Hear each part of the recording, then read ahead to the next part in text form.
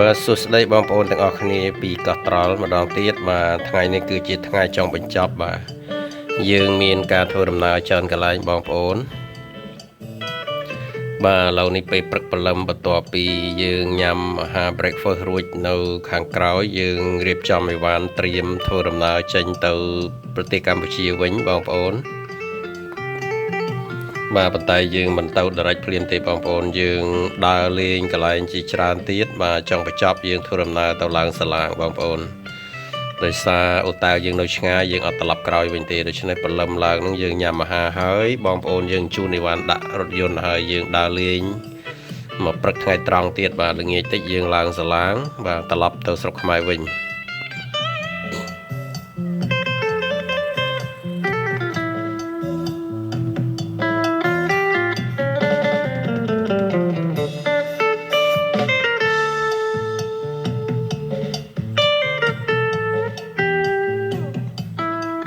បាទឥឡូវយើងរៀបចំឡើងរថយន្តឲ្យបងប្អូនបាទ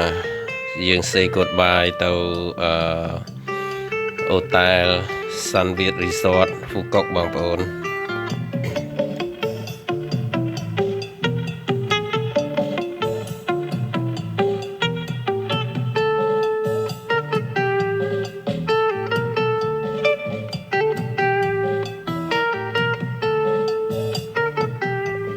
បាទម៉ែអ៊ំយើងថតរូបទុកជាអនុស្សាវរីយ៍សិនបងប្អូនបាទមុននឹងយើងចាក់ចេញជាលើកចុងក្រោយ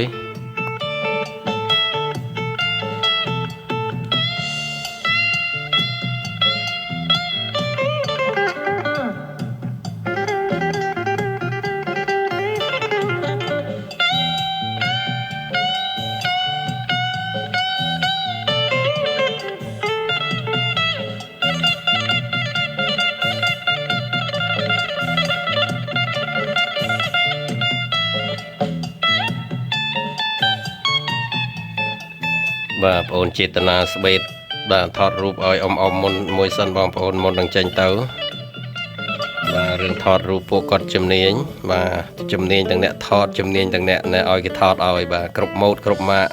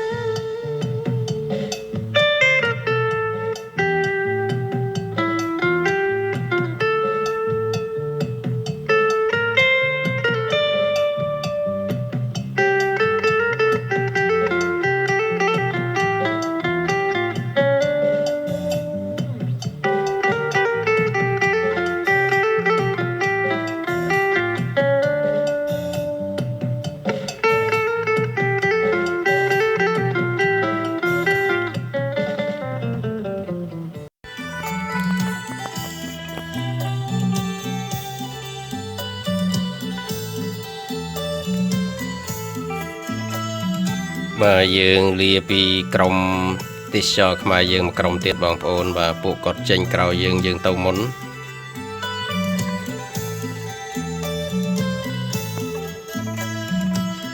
បាទព្រឹកឡើងនេះគឺយើងធ្វើដំណើរទៅមាត់សមុទ្របាទយើងទៅទស្សនាវត្តព្រះពុទ្ធសាសនាមហាយានមួយបាទនៅនឹងឆ្នេរសមុទ្រ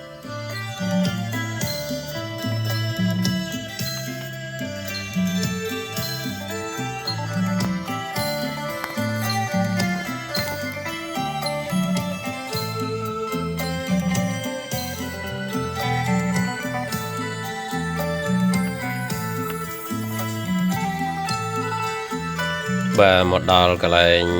វត្តបាទព្រះពុទ្ធមហាយាននៅមាត់សមុទ្រនេះស្អាតណាស់បងប្អូនវត្តនេះតូចទេនៅលើកូនភ្នំមួយនៅនឹងបាទមាត់ឆ្នេរសមុទ្របងប្អូនបាទហើយបងប្អូនពុកម៉ែយើងមកធ្វើសក្ការៈបូជាផងអ្នកខ្លះមកទិញសត្វលេងនៅទីនេះហើយពិសេសមកគោរពបូជាបងប្អូន បាទចំណុចសំខាន់ខ្ញុំក៏ដូចជាកន្លែងទេសចរកំសាន្តផងបងប្អូនឃើញគេធ្វើ បើគេធ្វើផ្លូវសម្រាប់ឲ្យយើងដើរមកលេងស្រូបយកខ្យល់អាកាសនៅក្នុងសមុទ្របាទនៅកន្លែងវត្តមួយហ្នឹងបាទខ្ញុំដើរលេងចូលមកក្នុងបន្តិចបងប្អូនបាទដោយសារម៉ែយើងរវល់ថតនៅខាងវត្តនោះខ្ញុំដើរចេញមកខាងក្រោយនេះបាទហើយកន្លែងនេះក៏ជាកន្លែងល្បីល្បាញដែលបាទប្រជាជននៅតំបន់នេះបាទធ្វើនេសាទបាទយើងមកលេងនេះយើងឃើញបាទទូកនេសាទចេញចូលដាច់ទេបងប្អូនបាទ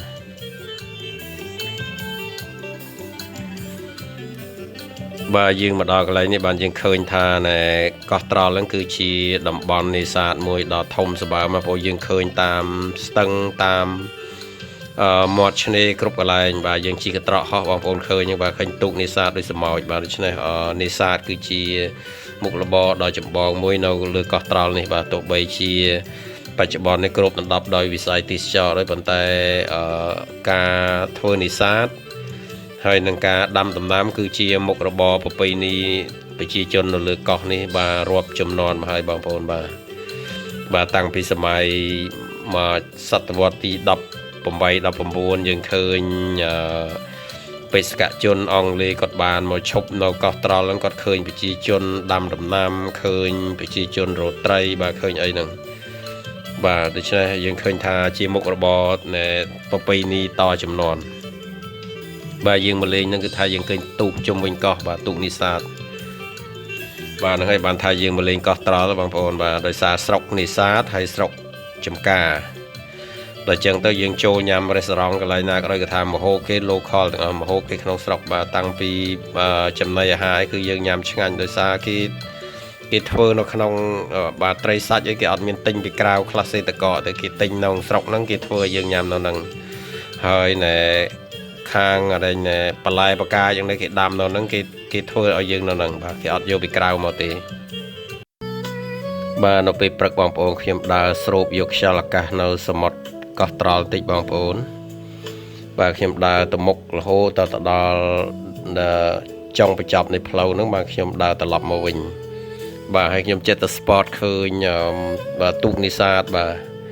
ព្រឹកឡើងបាទគេបើកចូលនៅកំពង់ផែវិញបាទអាកាសធាតុនៅនេះពេលព្រឹកគឺមានលក្ខណៈដូចទៅពេលថ្ងៃបងប្អូនគឺថាអាកាសធាតុនៅនេះអត់សូវប្រែប្រួលខ្លាំងទេគឺបលឹមហើយថ្ងៃហ្នឹងក្តៅល្មមបងប្អូនគាត់ថាយើងមកមាត់សមុទ្រនេះខ្យល់រៀងលហើយជាងខាងក្នុងតិចបាទអាកាសធាតុថេបងប្អូនយើងមកនៅកោះហ្នឹងគឺអាកាសធាតុល្អមួយឆ្នាំពេញមួយឆ្នាំបងប្អូនមិនសូវក្តៅក៏មិនសូវត្រជាក់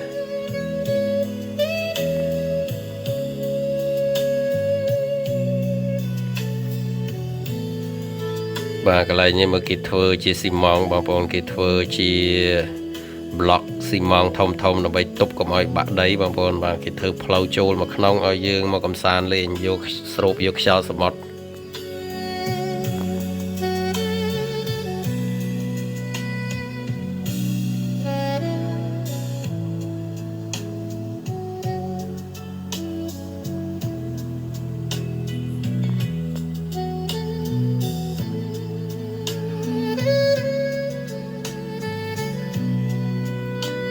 បាទព្រឹកឡើងមេឃរៀងសតុំបន្តិចបងប្អូនប៉ុន្តែมันមានភ្លៀងអីទេបាទសតុំបន្តិចថ្ងៃតិចទៅបើកថ្ងៃល្អវិញបាទ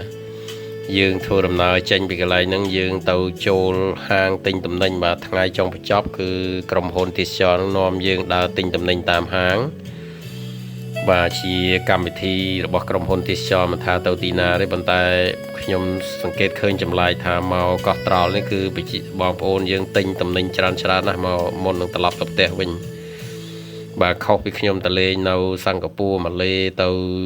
ចិនអីមានអាសូរទិញអីទេបាទបងប្អូនមកនេះគឺម្នាក់ទិញបាទទិញច្រើនណាស់បាទយើងឃើញទូកនេសាទបើកចូលក្រុងចូលភូមិវិញបងប្អូនបាទបន្តអញ្ចឹងបាទយើងមកនេះយើងអង្គុយមើលទូកនេសាទបាទជាសម្រស់ធម្មជាតិមួយវាឃើញបាទទូកបលឹមឡើងហ្នឹងគឺទូកគេត្រឡប់មកពីរោនេសាទបាទនៅតំបន់នេះជាងការគេទៅរយប់ថ្ងៃគេចូលមកវិញ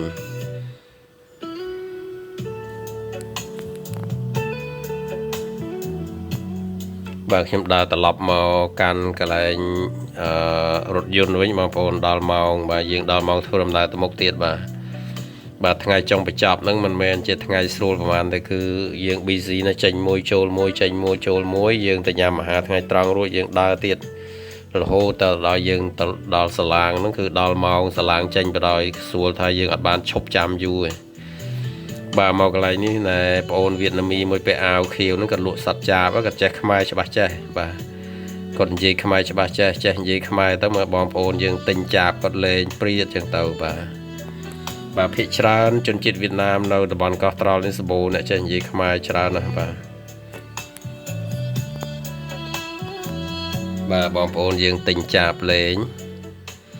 បាទមើលបងប្អូនប្រុសវៀតណាមហ្នឹងគាត់ចេះស្ពះគាត់ចេះអោយពោឲ្យពួកយើង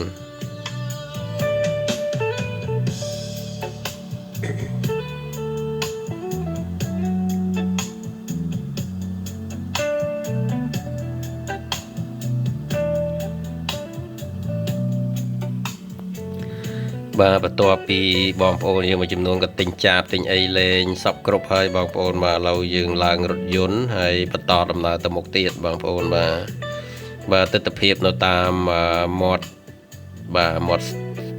សមុទ្របងប្អូនកន្លែងខ្លះគេធ្វើស្អាតចឹងបងប្អូនគេធ្វើដូចជាសួនដូចយើងតាមមាត់ទន្លេចឹងសម្រាប់យើងមកអង្គុយលេងល្ងាចអីស្អាតណាបងប្អូនកន្លែងហ្នឹងគឺមានវត្តធំមួយវត្តព្រះពុទ្ធនៃមហាយានហ្នឹងបាទយើងចេញពីនេះទៅយើងទៅទស្សនាកន្លែងគេលក់ច្រើនកន្លែងណាយើងទៅកន្លែងគេលក់គេហៅ specialty supermarket យើងទៅ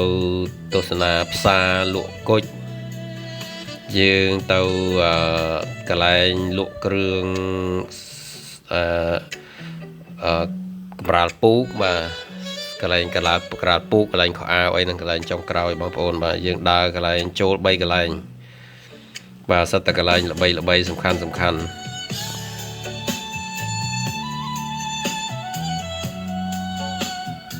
ទយើងបើកកាត់ក្រុងកោះត្រល់បងប្អូនយើងបើកអញ្ចឹងរាប់ម៉ោងអត់ផុតទេបងប្អូនយើងបើក1ម៉ោងអីគឺផ្ទះគេនៅជាប់អញ្ចឹងបានន័យថាប្រជាជននៅកោះត្រល់នេះច្រើនណាស់បងប្អូនទោះបីជាស្ថិតិជាផ្លូវការគេដាក់តាម180,000ណាយើងបើកឡានដើរដឹងយើងប៉ាន់ប្រហែលថាប្រជាជនលើកោះត្រល់នេះគឺរាប់លានអ្នកបាទមិនថាណែប្រជាជនក្នុងស្រុកបូកទាំងប្រជាជនចំណូលស្រុកបាទន័យថាអ្នកមកពីក្រៅមកធ្វើការមករស់ស៊ីនៅទីនេះបាទហើយនិយាយបើពីទេសចរវិញមិនបាច់និយាយបងប្អូនឃើញដើរតាមផ្លូវទៅណាក៏ជួបដែរដូចយើងទៅលេងខិនខូនអញ្ចឹងបាទស្រុកកោះត្រល់ទៅយើងមកដល់យើងមិនដឹងថាស្រុកទេសចរមកបើយើងដើរទៅឃើញតែទេសចរដើរលវើដូចនៅខិនខូនយើងមកទៅអត់ខុសគ្នាទេ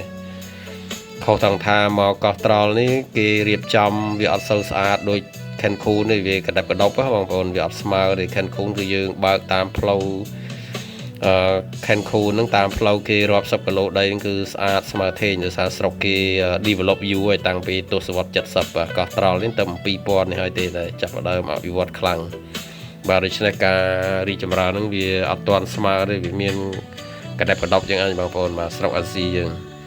បាទបន្ទោះយ៉ាងណាក៏ដោយយើងឃើញប្រជាពលរដ្ឋបាទប្រជាជននៅច្រើនណាស់បាទយើងឃើញកន្លែងខ្លះអញ្ចឹងអានេះអូតែលទំនើបអញ្ចឹងកន្លែងខ្លះទៅក៏ឃើញបាទផ្ទះទៀបទៅបានថាអត់ស្មើទេ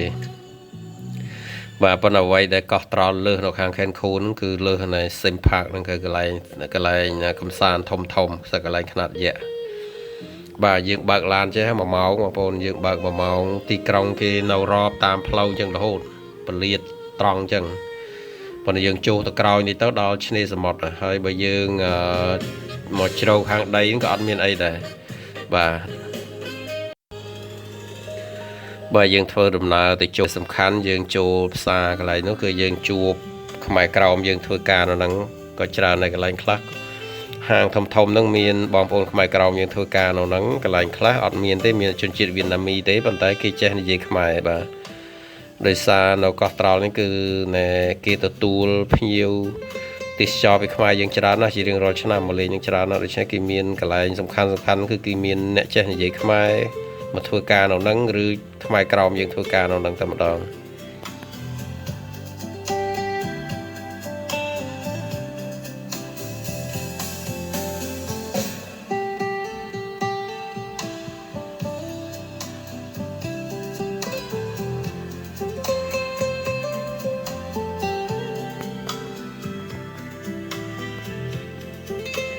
បាទទស្សនវិជ្ជានៅលើកោះត្រល់បាទឥឡូវយើងមកដល់យើងបត់ចូលផ្សារមួយឯងបងប្អូនបាទ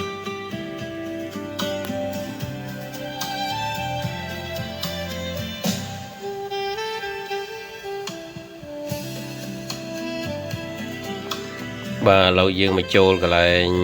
ផ្សារ specialty បងប្អូនកន្លែងនេះគេដាក់ specialty supermarket បាទគេលក់គ្រឿងបាទទឹកត្រីបាទទឹកស្អ៊ីវគេលក់គ្រឿងបកាក្រៀមបាទគ្រឿងសមុទ្របងប្អូន seafood លក់តែលក់ដេញតំណាប់បាទលក់ candy លក់អីរបស់គេដាក់រៀបឲ្យយើងទៅទំនើបណែថ្មីហើយ fresh បងប្អូនហើយគេរៀបឡើងស្អាតយើងបាទបងប្អូនគេដាក់ឲ្យយើងភ្លក់ទៀតមានបកាក្រៀមមានយីហឺមានបាទគ្រប់មុខបាទគ្រឿងសមុទ្របូកនិងគ្រឿងទេសមួយចំនួនទៀតបាទមានតាំងពីលក់ស្រាផងក៏មានដែរបាទបងប្អូនមើលទៅឃើញដែរទស្សនវិជ្ជាគេលក់បើថាកន្លែងនេះរបស់គេ fresh គេយកចេញពីកន្លែងគេមកថ្មីបាទសិតតែរបស់គ្រឿងសមុទ្របាទតម្លៃសមរម្យអត់សូវថ្លៃទេខ្ញុំមកនេះខ្ញុំមិនដឹងទិញអីខ្ញុំទិញបានតែបាទឃើញមានតែច្រើនប្រភេទណាបាទនៅវៀតណាមល្បីតែឆ្ងាញ់ទិញបានតែហើយទិញបាននំបារាំងគេធ្វើនំបែបតែមិនសូវមានជាតិផ្អែមទេសូម្បីតែ candy ក៏គេឲ្យភ្លក់មើលក្របស្ករដល់អត់សូវផ្អែមទេ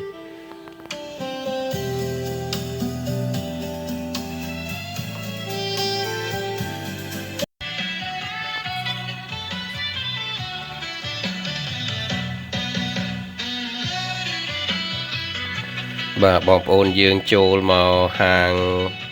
specialty supermarket នេះគឺទិញគ្រប់គ្នាមានណាអត់ទិញទេបាទដោយសារកន្លែងនេះកន្លែងចាំបាច់បាទកន្លែងដូចជាកន្លែងលក់គ្រឿងទេសផងកន្លែងលក់របស់ស៊ីចុកភាគច្រើនបងប្អូនបាទគ្រប់ប្រភេទហើយរបស់គេថ្មីបងប្អូនគេយកពីកន្លែង processing plant មកពីរោងចក្រមកថ្មីបាទហើយគេវិចខ្ចប់នឹងល្អណាស់យើងមើលទៅគឺថាខ្នាតគេថាណែស្តង់ដារមើលទៅអន្តរជាតិមកហើយយើងមើលទៅយើងដឹងថារបស់គេសុទ្ធដោយសារជាក្រុមហ៊ុនគេលក់ផ្ទាល់បាទគេមិនលើកតដឹកលក់ច្រើនតំណទេបាទដូច្នេះយើងទិញរបស់នៅប្រទេសវៀតណាមមិនប្រកាសថាយើងថារបស់មិនសុទ្ធមិនអីคล้ายប៉ុន្តែពិតបើយើងមកផ្ទាល់អញ្ចឹងណាបាទយើងដឹងថារបស់គេល្អបងប្អូនមិនអន់ទេប៉ុន្តែតរំទៅដល់ស្រុកខ្មែរយើងវាមានអាចបន្លែបន្លំពីនេះប៉ុណ្ណោះយើងអត់ដឹងទេប៉ុន្តែបើយើងមកដល់កន្លែងគេអញ្ចឹងបានយើងឃើញរបស់គេដាក់តាំងគឺល្អមែនទែនតែយើងមើលទៅរបស់គេថ្មី fresh ហើយគុណភាពក៏ល្អហើយយើងដឹងថាក្រុមហ៊ុនគេធំគេមានគេឈ្មោះគេមិនបោកប្រាស់យើងទេបងប្អូនបាទដូច្នេះយើងមកនេះគឺយើងមានទំនុកចិត្តមកក្នុងការដើរទិញរបស់តូចធំដល់គេថាយើងមកដល់កន្លែងដើមបងប្អូនមិនតពីឈ្មួញច្រើនជាន់ទេបាទដូច្នេះយើងអត់ខ្វល់ទេអត់មានខ្លាចទេ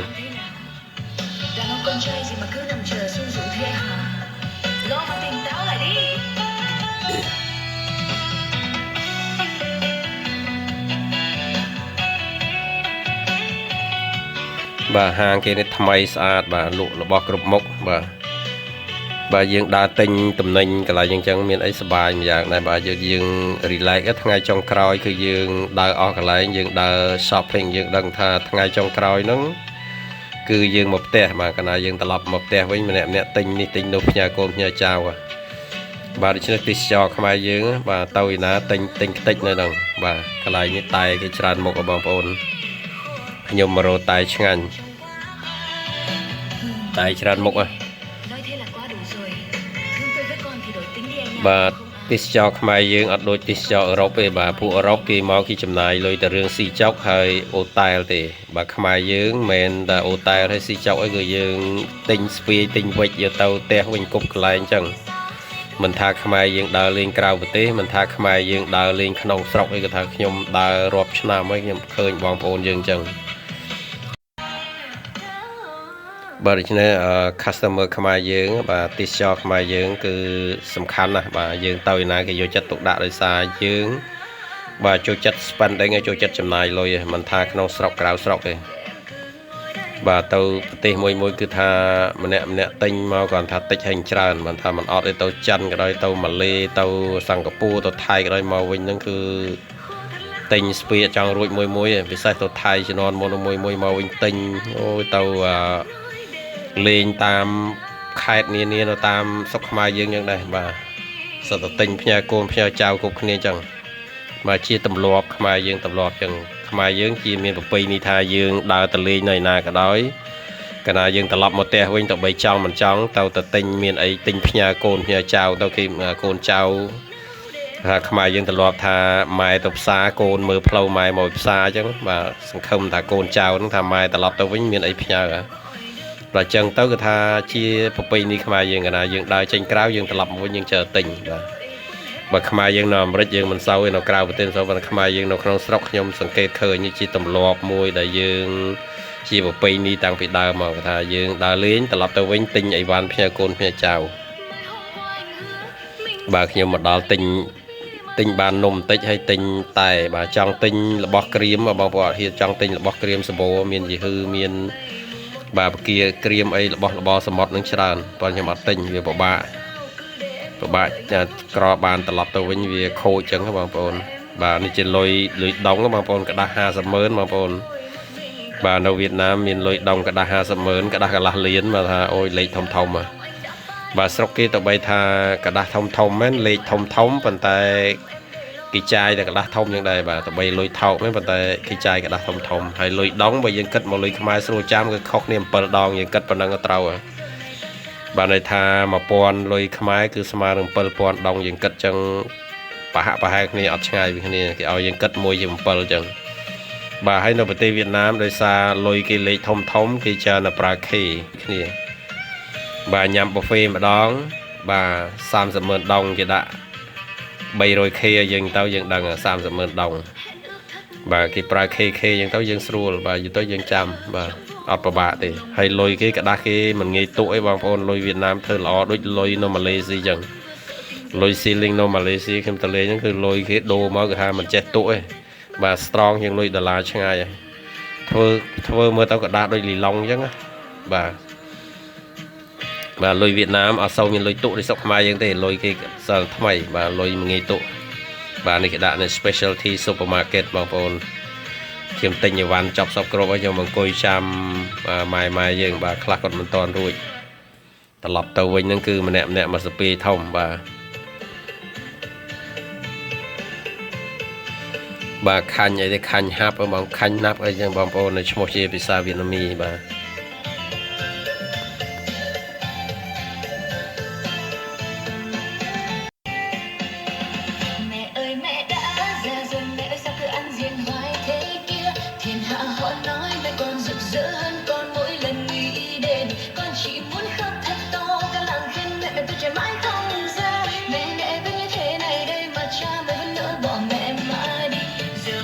bà mà nè mà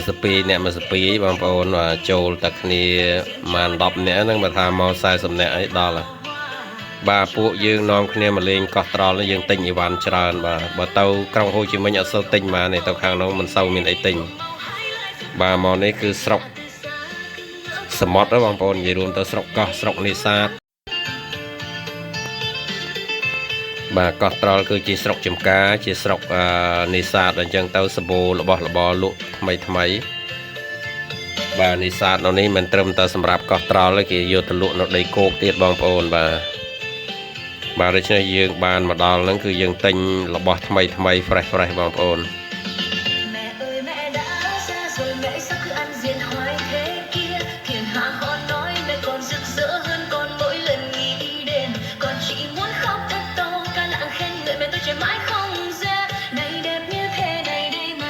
bà tọa bị chọc xa nâng mối dương tàu cái lại mùi tiệt và dương trôi bay store bằng phone mà bay hàng bàn dương chọc hay dương thì nhà mà hà nâu restaurant mùi và restaurant bị sai mùi tiệt bằng phone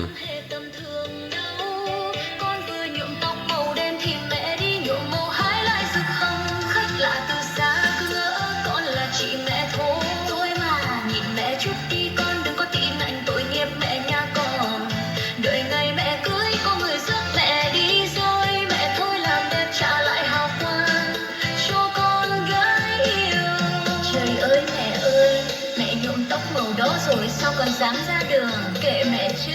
đời có mấy tí phải đẹp để còn chống lầy chứ con lo mà học tập mẹ đi con bó tay với mẹ luôn rồi đó bà dương thôi làm nào tạm phlau hốt bằng phố nó khinh bạc lan sang rọp màu ở chết phốt đây bà mà nô nô tạm đòn phlau hồ hai cho bật đặc năng được chịp xa khi chẳng bằng phố bà để cho nó có tròn ní tì krong cho anh ta bật liệt về chẳng bà nó tạm một chne là hốt chẳng bằng phố thằng cào nó sẽ chne bà hay miền xa miền ô tai cái hồ hai những tàu bà restaurant cái hồ hai tạm phlau chẳng bà hay mà chua ní giúp láng có sơ bô lụi ấy để bằng ôn khơi flop khơi nhầm thọt rồi mưa lại bà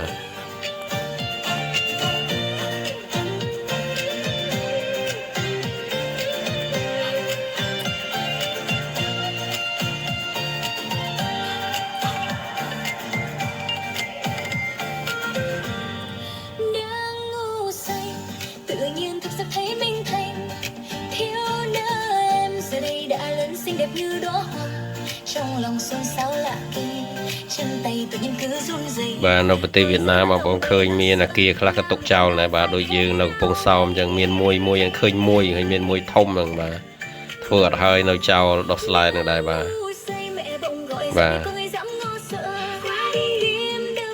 dương thua làm nào từ một tiết bà hai thì dương thì châu đâu bà cái này như cứ dương một cái này kỷ lục cốt bằng phone bà kinh trăm cốt chứ nhưng mình sau đại schoolประมาณ thì cái này nhưng bà mau khơi cái này nhưng xa đó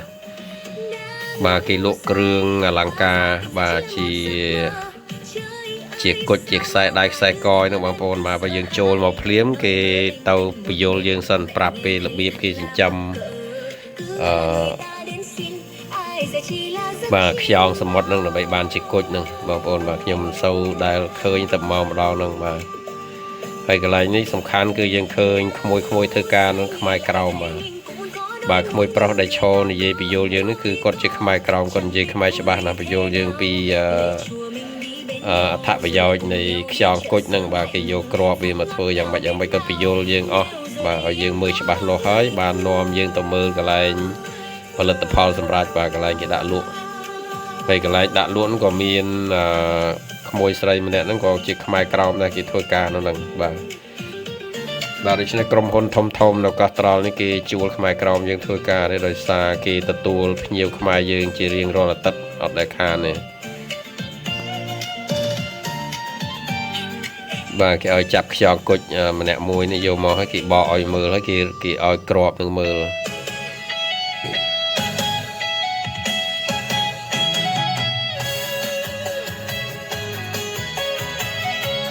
bà này chọn cốt cho bằng phồn là năng kỳ vô crop vì mà thử sai co thử ấy chẳng có bằng phồn hay cái thà thạ phải giao dương bẹ này sai co cốt năng vì thôi ở dương miền chui kháng sốc ở phía thôi ở dương miền sầm rọt sát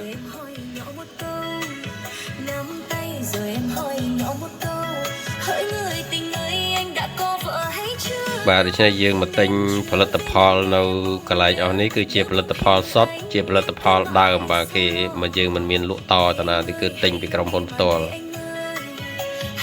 bà khôi pro nó còn gì bây giờ chỉ khmai cho bác nó gì khmai mà tha dương đà lính bàสำคัญไปยังมาเล่นสระเกยังเคยมีนขมายมันไอทัวกาอะไรสำคัญก็ยังโมตนาปีเพราะว่าพอยังสบายจัดป่ะ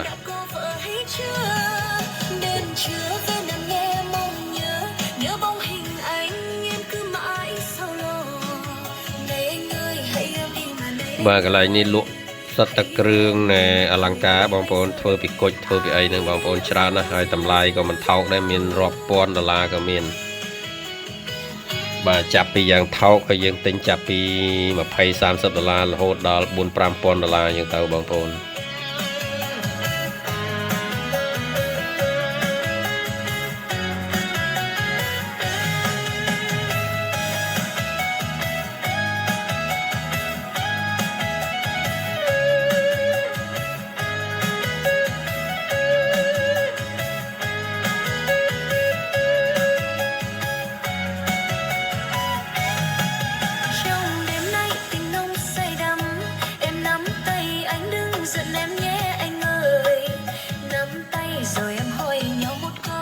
bà hàng thông để dương châu ní sát hàng bài cái lụa bài chi propon mà còn chi network bà chi mình đàn và nơi tha net sọc net phum nó mình sau na đăng sau na mà tính để người ta dương khơi dồn đặc nhiều mà tầng lan châu mình tha khai dương mình tha chôn chiết ở tây dương khơi miền chôn chiết ở Europe cái châu mà tính nữa bà sát tại krom hôn tít cho đấy cái norm dương mà tính dương tấu hơiกรมฮอนติชอนนั่นคือเอาชีคอมมิชชั่นไอ้คลาสยังเต้าบางคนเราไปกินนวมพิวมาติงระบอบอย่างบางคนบาร์ฉะนั้นมันเอาไปยาวจีบาร์ประตูไปยืงโจกอะไรกดหายบาร์จังปีห่างกดยังบางคนยืงมาจำนวนติงใส่กอกใส่ได้ยังมาปลายยังได้บางคนเรายืงมายามมาหามวยบาร์หาทานในท่อมมันท่อมประมาณได้โตละมอมมาได้สะอาดบางคนหาทานได้พลาย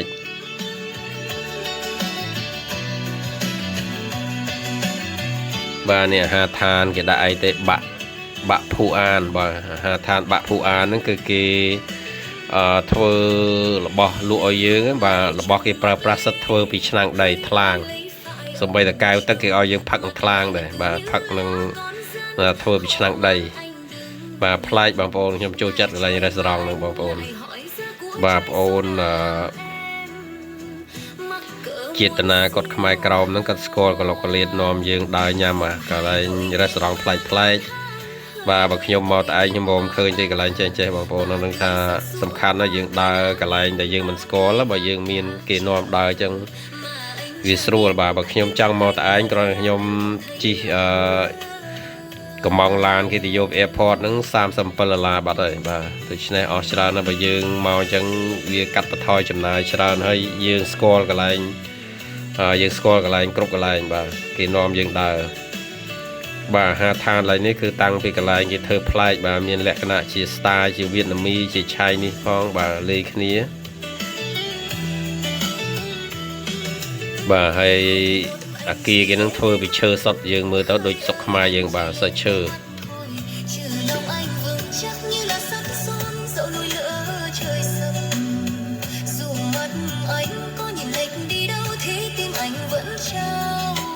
bà ngặt đại tê cả dương màu này dương cầm mong kia món kia mà đó kia riệp ở dương phải cho pi tóc nè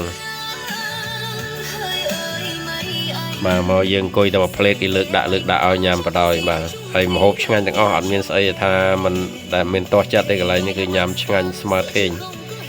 hay bài cái đam ở dương mà côn năng đây đạm mà nè mà năng này bài mà phong kính mà nè mà côn năng mà nè mà côn năng bà hay tắc mà nè mà cả lo này mà bọn khởi những cái thơ style bồ rán nó tha dương mưa tao tần đô mà kia để bà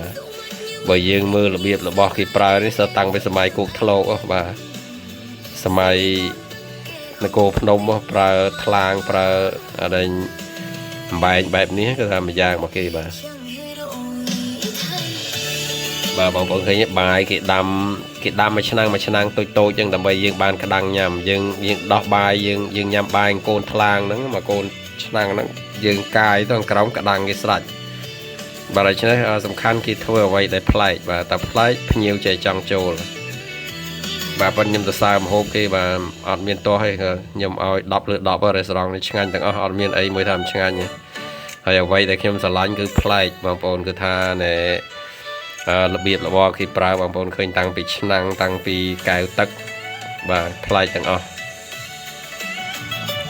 บ่าให้มาโฮบยามเต้าหมดต่างอ้อบางคนว่าอันมีไอ้ข้อตีบางคน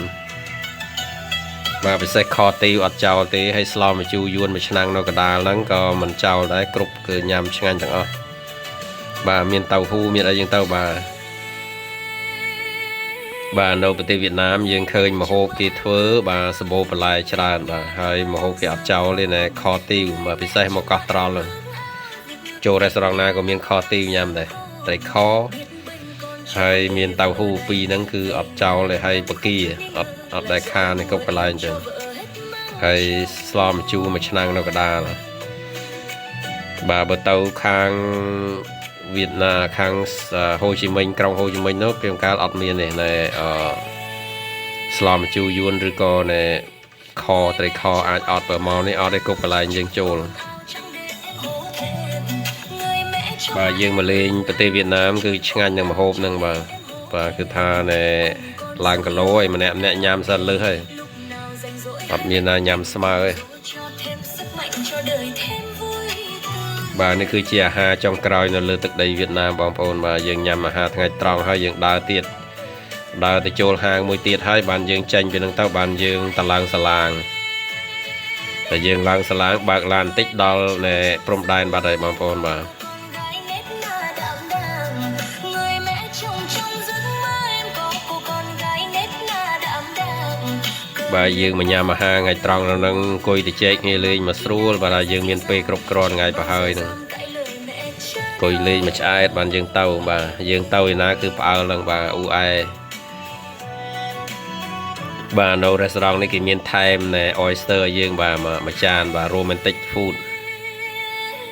បាទ oyster គេដាក់ដូចជា main cheese ទេគេក្រហមលឿងទៅលើដូចជាខួរក្តាមទេបងប្អូនបាទដាក់ពីលើថានិយាយរួមមកហូបគេគុណភាពហើយឆ្ងាញ់គ្រប់មុខអត់មានថាញ៉ាំអីថាមិនឆ្ងាញ់ màu màu có cháu bé bông mẹ ơi đừng có thờ ơ បាទ restaurant នេះខ្ញុំឲ្យបន្ទុក10 លើ 10តាំងពីសេវាលឿនតាន់ចិត្ត restaurant គេ style គេធ្វើពីឈើស្អាតម៉ូដគេក៏ស្អាតបាទរបៀបប្រើប្រាស់នៃចានឆ្នាំងគេប្រើបែបបុរាណសុទ្ធបាទកន្ទប់ទឹកគេក៏ស្អាតធំបាទនិយាយរួមទៅ10 លើ 10បាទមកវៀតណាមនេះខ្ញុំឲ្យបន្ទុក restaurant អត់មានក្រោម8ក្រោម9ដូចនៅស្រុកខ្មែរទេល្អទាំងអស់បាទបន្ទាប់ពីញ៉ាំអាហារហើយយើងទៅទៀតបាទយើងចុងក្រោយទៅចូល restaurant អស់ទៅចូលនេះកន្លែង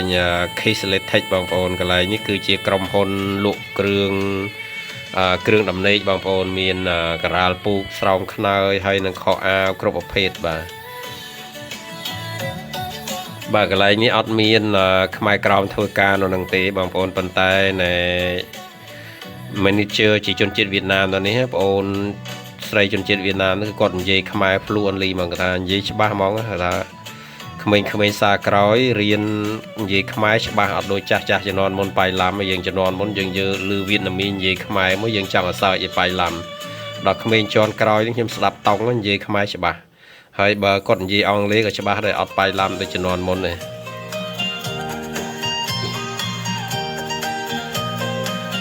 នេះបងប្អូនស្រីវៀតណាមីនេះក៏គាត់ជា manager នៅនឹងហ្មងគាត់ថាកូនចៅគាត់ច្រើនបាទបងប្អូនយើងទិញអីហ្នឹងគឺចង់តថ្លៃអីតមកសួរគាត់សិនបាទគាត់អ្នកសម្រាប់លក់ឲ្យប្រមាណអញ្ចឹងបងប្អូនបាទម៉ែយើងមកនេះទិញច្រើនណាស់បងប្អូនខ្លះទិញការាលពូកមកសិតតែ$200-300គាត់ទិញម្នាក់មួយស្ពាយទៅពូកន្លែងនេះគឺផលិតផលគេធ្វើពីសូត្រសុទ្ធបងប្អូនគេដាក់សូត្រឲ្យយើងមើលបាទនៅប្រទេសវៀតណាមគឺល្បីល្បាញខាងធ្វើសូត្រមិនខុសពីប្រទេសចិនទេបាទគាត់និយាយខ្មែរច្បាស់ចេះស្រួលស្ដាប់និយាយទុនបាទអត់មានប៉ៃឡាំទេបងប្អូនបាទស្ដាប់ទៅគាត់ថាយើងដឹងថា Vietnamese speak Cambodian speak ខ្មែរប៉ុន្តែយើងស្ដាប់ទៅគាត់និយាយ clear ហ្មងច្បាស់ស្រួលស្ដាប់គាត់ថាមកកន្លែងនេះកន្លែងតុបគេបញ្យលយើងប្រាប់អីហ្នឹងគេអត់ឲ្យយើងថតទេបើយើងចូលស្ដាប់កន្លែងគេបញ្យលអីសពគ្រប់អស់បានគេឲ្យយើងមកមើលផ្សារគេមកមើលហាងទំនិញគេធំ nhìn bóng dáng hình hài rồi thầm khóc khát khao một tình yêu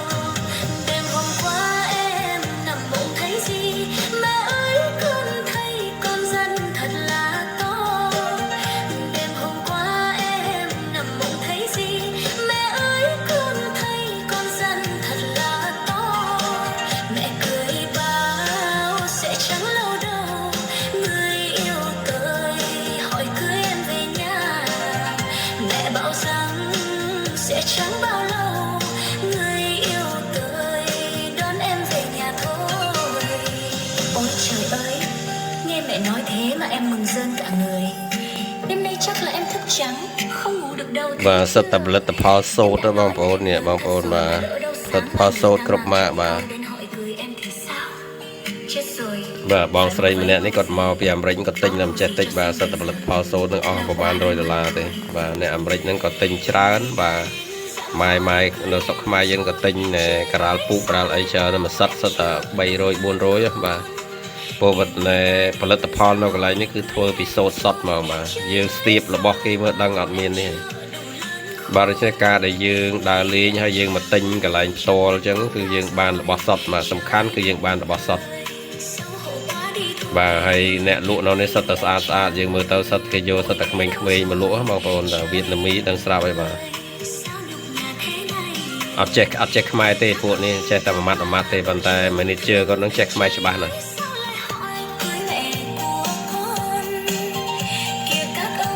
và nè bồn manager nó cứ tha côn chào con nó dương to thay ấy kia rốt mà xua sân này tầm lai bàn này bàn manager nó prap phải lụa rồi bàn lụa bàn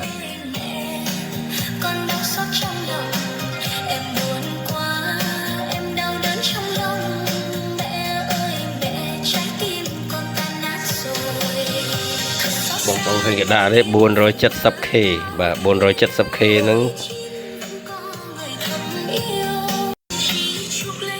và buồn rồi chất sập khê nó dần đang và chất cala liền này và tọa bị tinh sọc cột hai bà dương benya làng làng tôi toàn sờ làng bà bồn khạch lết bà bồn này bà thua gai nâng bà khom thà cũng du pe bà dương màu cái lại nâng du trên kia bà dương đào mưa đào tinh to sai tròn chọc bà lâu benya làng làng bà dương ta đào sờ làng phim cứ dương làng sờ làng phim ọt miền chăm đến cà mau thì bà ta đào sờ làng chết đào pe chanh là mồm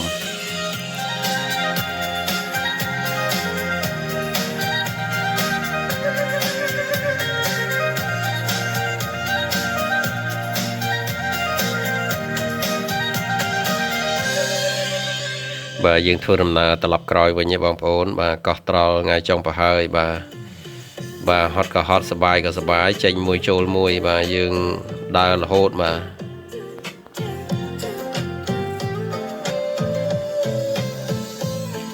bà rốt dồn dương bọc bùi dạng lươn một căn cặp bông phai sờ làng bóng ổn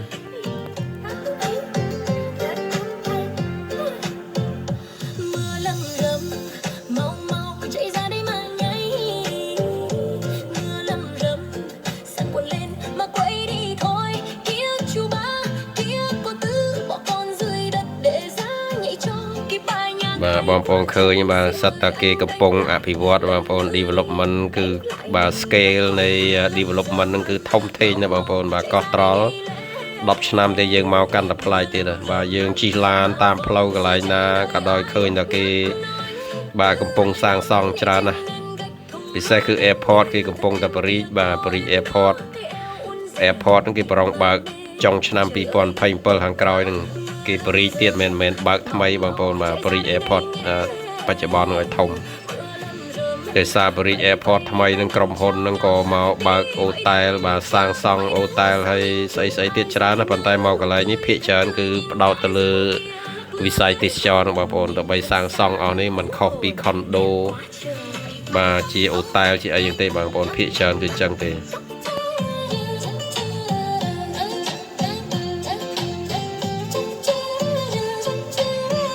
bà bong sấy nhẹ cái đào bộ mô lôi đầm bay ở chỉ thip bong ôn và khiêm sol lôi đông và hai chi một pay mơn đông và donate ở tàu ở thip tàu đào này cầm hôn tít thuần tàu bà lâu dương mặt đào cái lại cái bông phái dương chi rốt yôn là coi tiết bà đầm bay toàn chặt mà nè ta mà mơn riêng lấy bong ôn xong tàu mà mơn đông nó bà dương cái tàu bà chỉ sai sập sen thì mình đo cái lá đô thì bà dương chi lươn bà dương miền lan là coi chi đặc Ivan dương sập ấy bà dương ô ở thì bà tập lập coi với những mình nè cứ thà du ở trong rồi thì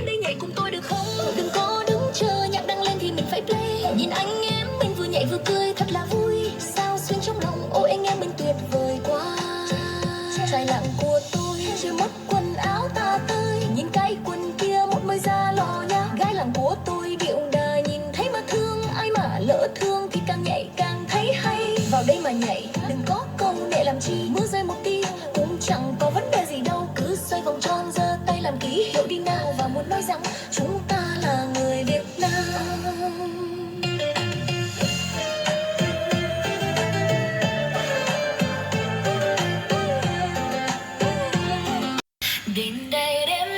bà dương chôn một cái bông phai nó trong mà nô từ ta cái chọc pi sờ làng đây bằng pôn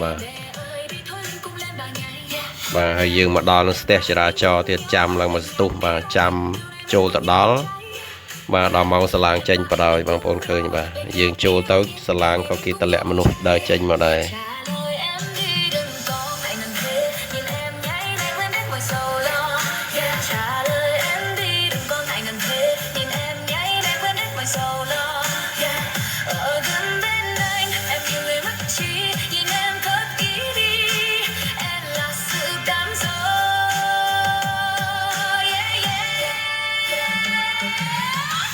បាទ Phuket Express បាទយើងអត់ជិះហ្នឹងទេយើងជិះSuper Dong Sri ដដែលបាទហើយវ៉ាន់ច្រើនណាស់បងប្អូនបាទ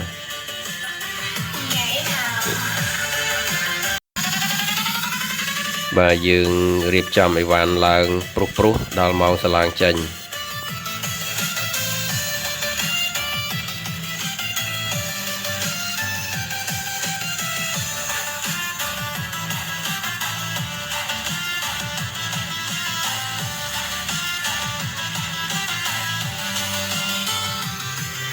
បាទ Super Dong Sri មកទៀតហើយបងប្អូនបាទយើងជិះសាឡាងដដែលប៉ុន្តែអ្វីដែលសំខាន់គឺយើងត្រឡប់ទៅវិញគឺតលាយអត់សូវមានមនុស្សជិះទេបងប្អូនបាទជាន់លើសឹងតែអត់មានសោះបាទជាន់ក្រោមនេះក៏អត់ពេញដែរបាទហើយយើងជិះសាឡាងនេះគេឲ្យទឹកសុទ្ធយើងមកដល់ពេលយើងឡើងឡានយើងឡើងដល់កន្លែងអង្គុយហ្នឹងគេយកទឹកសុទ្ធមកចែកយើងមកដល់ហើយនឹងកណាត់ជូតមុខមួយបាទនេះគឺជាលក្ខណៈនៅលើសាឡាងអត់មានអីមានប៉ុណ្្នឹងទេបាទហើយកៅអីបើយើងមានកៅអីសល់តនេយើងអាចដើរទៅអង្គុយបានគេមិនហាមឃាត់យើងទេបងប្អូនបាទ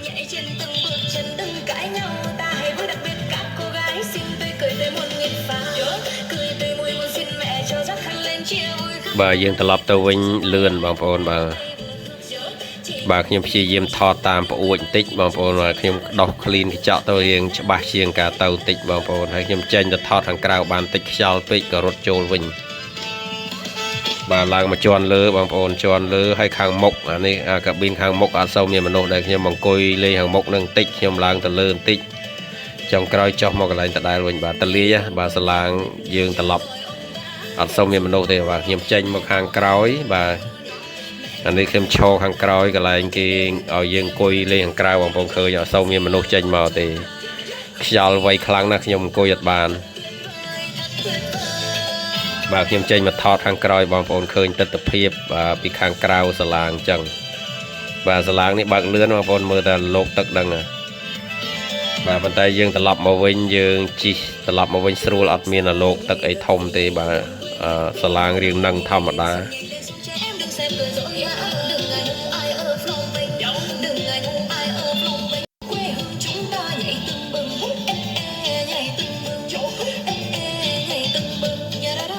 បាទទិដ្ឋភាពសមុទ្រនៅកោះត្រល់ស្អាតណាស់បងប្អូនយើងមើលយើងមិនដល់ឃើញស្អាតយើងឃើញភ្នំបាទជាកោះជាអីយើងទៅបាទព្រាតបាទយើងមកខាងហ្នឹងគឺកោះច្រើនណាស់បងប្អូនបាទនៅកោះត្រល់ហ្នឹងគឺក៏មានប្រជុំកោះជុំវិញកោះត្រល់ហ្នឹង21កោះផ្សេងទៀតបងប្អូនដែលបង្កើតជាតំបន់គេហៅតំបន់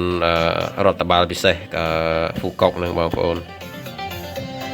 បាទបើយើងជិះក្រៅបានស្អាតណាស់សាឡាងនេះបើថាជិះអត់បានទេបងប្អូនវាខ្យល់ពេកបាទអង្គុយបានមកសន្ទុះដែរបងប្អូន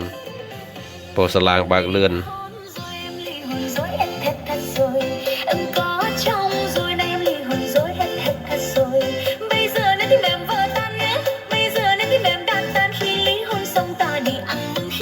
បាទនេះជាន់លើបងប្អូនអត់មានមនុស្សឯជាន់លើសឹងតែទេបាទខ្ញុំមកអង្គុយដើរអង្គុយទៅពី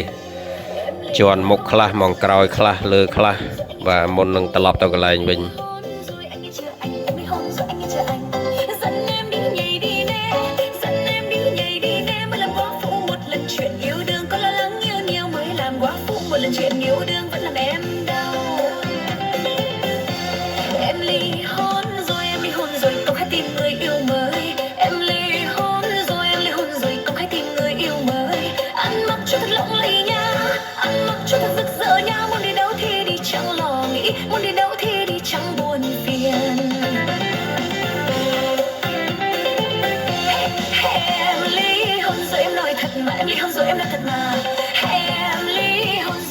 បាទឥឡូវ finally យើងមកដល់ទីក្រុងហាទៀងបងប្អូនបាទយើងមកដល់ហើយបាទរៀបចំចេញបាទយើងជិតដល់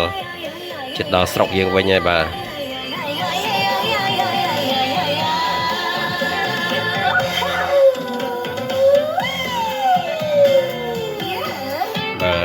Welcome to ទីក្រុងហាទៀងបាទយើងដល់ទីក្រុងហាទៀងហើយបាទ Đừng lại gần, xin tránh xa giùm em, không được đâu. បាទយើងអត់មានឈប់ទេបងប្អូនយើងចុះទៅពីសាឡាងយើងឡើងរថយន្តប័សតម្រង់ទៅព្រំដែនតែម្ដងបាទលឿននិយាយរួមទៅលឿនជាងយើងដើរលេងនៅក្នុងស្រុកផងបាទដើរលេងក្នុងស្រុកនោះខ្ញុំម៉ោង 10 យប់ឯនោះបានដល់ផ្ទះបាទមកលេងកោះត្រល់នេះម៉ោង 7 ជាងទៅដល់ផ្ទះ 7 យប់បាទអត់យូរទេ 7 កន្លះ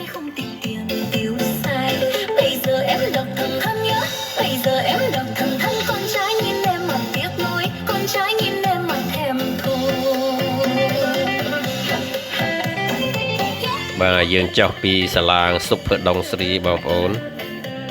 បាទមនុស្សតិចទេបងប្អូនតលេស្រួលបាទដូច្នេះយើងជិះសាឡាងចុះឡើងនឹងមិនទៀងឯចំការយើងមកមនុស្សជាន់កគ្នាណែនប៉េះដល់យើងទៅវិញបាទទៅផ្ទះវិញមនុស្សតិចស្រួលតលេបាទហើយរថយន្តក៏តលេដែររថយន្តធំ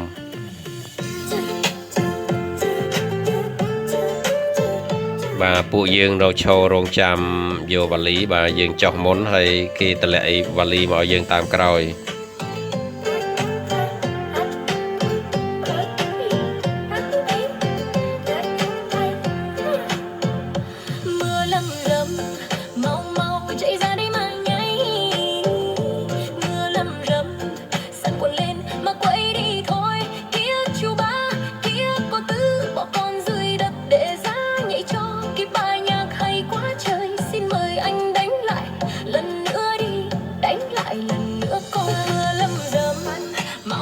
បាទឥឡូវយើងឡើងរថយន្តបាទរថយន្តប័ស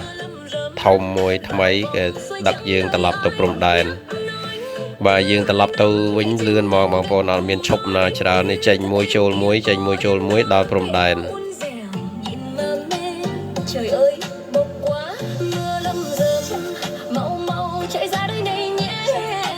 បាទយើងធ្វើដំណើរឆ្លងកាត់ទីក្រុងហាទៀនបងប្អូនត្រឡប់ទៅកាន់ព្រំដែនខ្មែរបាទចម្ងាយតែ 8 គីឡូម៉ែត្រពីទីក្រុងពីព្រំដែនព្រៃចាក់ទេបងប្អូនបាទងាយស្រួលបងប្អូន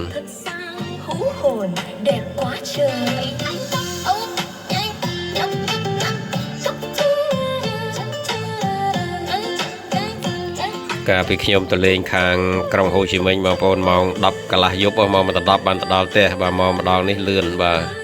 ព្រោះយើងលឿនរហូតបាទកន្លែងមកដល់ហាទៀងនេះយើងដល់ព្រំដែនតែ 8 គីឡូដល់ព្រំដែនហើយដល់ព្រំដែននេះយើងមកដល់ហ្នឹងយើងចុះពីរថយន្តយើងឆ្លងកាត់បាទអន្តរប្រវេសន៍បាទស្តែមប៉ាសពតព្រឹបហើយទៅបាទគាត់ថាខ្ញុំជាអ្នកកាន់យើងកាន់វីសាយើងប្រើវីសាយើងត្រូវចុះទៅផ្តិតមេដាយខាងខ្មែរvàខាងវៀតណាមគេអត់ត្រូវការទេបងប្អូនបាទអីវ៉ាន់ត្រឡប់ទៅវិញច្រើនណាបងប្អូនឃើញម្នាក់មានសពីថែមបាទឥឡូវយើងស្តែមប៉ាសពតហើយបងប្អូនឃើញយើងឆ្លងកាត់ច្រកព្រំដែនខាងវៀតណាមហើយរថយន្តខាងខ្មែរនឹងមកចាំយើងនៅនឹងស្រាច់បងប្អូនយើងមកឡើងរថយន្តខាងខ្មែរនេះបាទយើងជិះរថយន្តបាទរថយន្តយើងតោកយ៉ានៅខាងខ្មែរយើងរថយន្តតូចហើយចាស់ទៀតបាទទៅខាងវៀតណាមគឺរថយន្តគេធំហើយថ្មីល្វឹងល្វើយមកយើងនេះរថយន្តរ៉ែករ៉ោកតិចទេបងប្អូនបាទឥឡូវឃើញយើងបើកចេញពីច្រកព្រំដែនវៀតណាមឆ្លងកន្លែងតំបន់ No Man Land ហ្នឹងបាទកន្លែងប្រឡោះកដាលហ្នឹងយើងទៅដល់មុខនោះបានចូលច្រកព្រំដែនខ្មែរទៅដល់ហ្នឹងខ្ញុំត្រូវចុះបងប្អូនខ្ញុំចុះទៅផ្តិតមេដាយបាទយកពីយើងប្រើវីសាបើបងប្អូនខ្មែរយើងប្រើប៉ាសពតខ្មែរអត់ពិបាកចុះវេលាទេនៅចាំខ្ញុំ2នាក់ហ្នឹង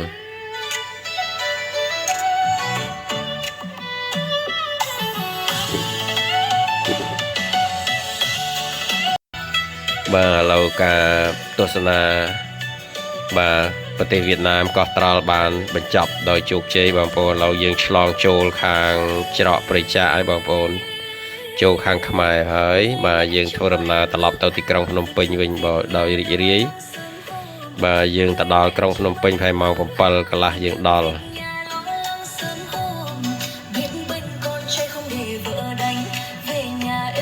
chút nghi ngờ lại dõi bùa yêu cho vợ hết បាទសរុបមកបាទ conclusion នៃការទស្សនាប្រទេសវៀតណាមពិសេសកោះត្រល់រយៈពេល3ថ្ងៃ2យប់នឹងគឺប្រកបដោយសប្បាយរីករាយដោយជោគជ័យបាទខ្ញុំសង្ឃឹមថាថ្ងៃណាមួយខ្ញុំនឹងបានមកលេង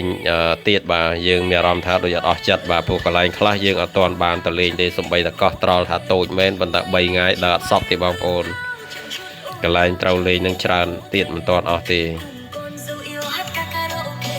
lúc nào rảnh rỗi hai mẹ con mình cùng dỗ cho thêm sức mạnh cho đời បាទយើងមកដល់ស្រុកខ្មែរយើងបាទយើងធ្វើដំណើរដោយរលូនបាទតាមផ្លូវលេខ33ទៅផ្លូវ31ចេញពី31ទៅផ្លូវជាតិលេខ3បាទផ្លូវអលងរហូតអត់មានអីពិបាកទេបាទពិសេសស្មើនេះយើងមកដល់នៅកំពង់ត្រាចហើយយើងអត់ពិបាកទេកាលពីទៅខាងក្រុងហូជីមិញគឺយើងម៉ោង6យើងនៅបវត្តនៅឡើយទេផ្លូវពិបាកទៀតបាទឥឡូវយើងមកដល់ផ្លូវជាតិលេខ3បងប្អូនយើងមកដល់ផ្សារអង្គតសោមហើយបាទ ăn mặc kín đáo lại rất dịu dàng chẳng bao giờ dám cãi lời mẹ cha đâu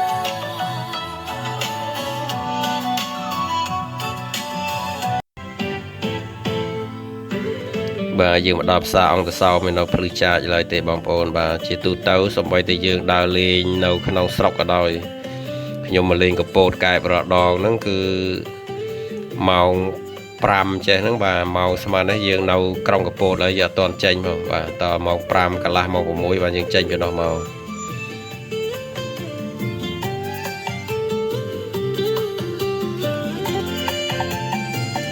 The seasons change now darling winds blow from the north the village girls are getting married one by one of course បាទយើងធ្វើដំណើរមកដល់ផ្លូវជាតិលេខ3ម៉ោង5ជាងយើងឃើញចំពេលដែលបងប្អូនកម្មកររោងចក្រកំពុងចេញពីធ្វើការបងប្អូនឃើញម៉ូតូឡានកក្រឹកកក្រែងជាហៀងខាងនោះ បាទម៉ោងនេះគឺម៉ោងចេញពីធ្វើការបងប្អូនឃើញបាទម៉ូតូមិនចាញ់ក្រុងហូជីមិញទេបាទបើកាត់មករោងចក្របងប្អូនចាប់ពីហ្នឹងទៅសិតតែរោងចក្រហើយបាទរហូតដល់ក្រុងភ្នំពេញ If you don't plan to marry me someday do you even know my dear my heart is hurting deep inside if I can't have you near I'll never let my hope or love just die បាទចំណុចវិជ្ជមានជាច្រើនដែលខ្ញុំបានមកទស្សនាកោះត្រល់ទី1បាទម្ហូបចំណីឆ្ងាញ់បាទអូតែលសម្រាប់ក៏ល្អមានបែកយ៉ាតមានឆ្នេរសមុទ្របាទហើយកន្លែងយើងទស្សនាសិតតែកន្លែងល្បីបាទលំដាប់ពិភពលោកបងប្អូនយើងមកលេងកោះត្រល់យើងមានអារម្មណ៍ថាកោះត្រល់ប៉ុន្តែកន្លែងកំសាន្តសិតតែលំដាប់ពិភពលោកបាទសម្បីតែអូតែលស្អាតដែរបាទដូច្នេះយើងមកលេងនេះគឺយើងទទួលបាទភាពជោគជ័យច្រើនបាទយើងមានអវិជ្ជមានខ្លះដូចជាយើងជិះសាឡាងបាទកតុបទឹកមិនសូវស្អាតហើយមានអ្នកជក់បរិយជក់អីបាទជារឿងតូចតាចទេបងប្អូនបាទជាទូទៅគឺយើងពេញចិត្តគ្រប់កន្លែងសូម្បីតែថ្ងៃចុងក្រោយយើងដើរផ្សារហ្នឹងក៏យើងសប្បាយបាទនិយាយរួមទៅយើងមកលេងកោះត្រល់នេះគឺសប្បាយនិយាយរួមទៅមកលេងប្រទេសវៀតណាម2 trip នេះគឺថាជោគជ័យទាំង2 trip បាទសប្បាយ បើប្រៀបធៀបខ្ញុំទៅលេងនៅម៉ាឡេនៅសិង្ហបុរីចាញ់មកនេះសប្បាយជាងប្រៀបធៀបទៅលេងប្រទេសចិនក៏អត់សប្បាយដល់មកលេងវៀតណាមបាទខ្ញុំមានអារម្មណ៍ថាមិនមែនថាខ្ញុំទៅមកលើកទី1ទី2ទេបាទខ្ញុំទៅចិនតែក៏លើកទីនេះបាទទៅចិននិយាយរួមទៅគ្រាន់តែកន្លែងស្រុកគេស្អាតប៉ុន្តែអត់សប្បាយទេមកខាងវៀតណាមទេបាទហើយមកបើទៅលេងខាងម៉ាឡេសិង្ហបុរីអីម៉ាកាវអីមកហូបចាញ់នៅវៀតណាមដាច់ញ៉ាំម៉ាកាទេតែម៉ាកាវអីមកហូប ចិនម៉ាកាវធ្វើម្ហូបអត់ឆ្ងាញ់ទេបើដីគោកឆ្ងាញ់ហើយសិង្ហបុរីក៏អត់ឆ្ងាញ់ដែរបានតែបាហ្វេគ្រាន់តែម៉ាឡេក៏យ៉ាប់បាទទៅញ៉ាំរេស្តូរ៉ង់ដូចម្ហូបវាអត់ fresh ដូចនៅវៀតណាមបងប្អូនមកនេះម្ហូបគេ fresh ជាងហើយរសជាតិឆ្ងាញ់ជាងដាច់បាទដូច្នេះយើងឃើញប្រទេសវៀតណាមយើងអត់មើលរំលងទេបាទកន្លែងទេសចរសំខាន់ណាស់ហើយ low cost បាទតម្លៃក៏ធូរថ្លៃបាទដូច្នេះខ្ញុំក៏តែប្រាប់ ជាកំណត់ខ្លះហើយការដែលយើងទៅលេងយើងចង្ការយើងមានអារម្មណ៍ថាពិបាកតាគេថានៅប្រទេសវៀតណាមជាប្រទេសកុម្មុយនីសពិបាកឆ្លងកាត់ព្រំដែនបើខ្ញុំមើលទៅស្រួលជាងខាងខ្មែរយើងដោយសារបងប្អូនឃើញខ្ញុំទាំងទៅទាំងមកបើយើងមានវីសាយើងអត់មានផ្ដិតមេដាយផ្ដិតអីបំពេញអីញ៉ៃទេគឺថា ในក្រុមហ៊ុនគេរត់ប៉ាសពត គេរត់តែ VIP ឲ្យយើងបានស្រួលបាទចំណែកខាងខ្មែរយើងទោះបីជាយើងប្រើ VIP ក៏ដោយក៏យើងត្រូវមកចោះមកផ្ដិតមេដាយហើយយើងផ្ដិតមេដាយទាំងទៅទាំងមកបាទដូច្នេះយើងឃើញច្បាប់ខុសគ្នារវាងប្រទេសយើងនិងប្រទេសវៀតណាមបាទដូច្នេះកុំយល់ថាយើងទៅលេងវៀតណាមតាំងតែងអត់មានលក្ខណៈអីតាំងតែងទេបាទងាយស្រួលបាទដូច្នេះពេលវេលាយើងក៏អស់ដែរបងប្អូនបាទជម្រាបលាបងប្អូនទាំងអស់គ្នាបាទ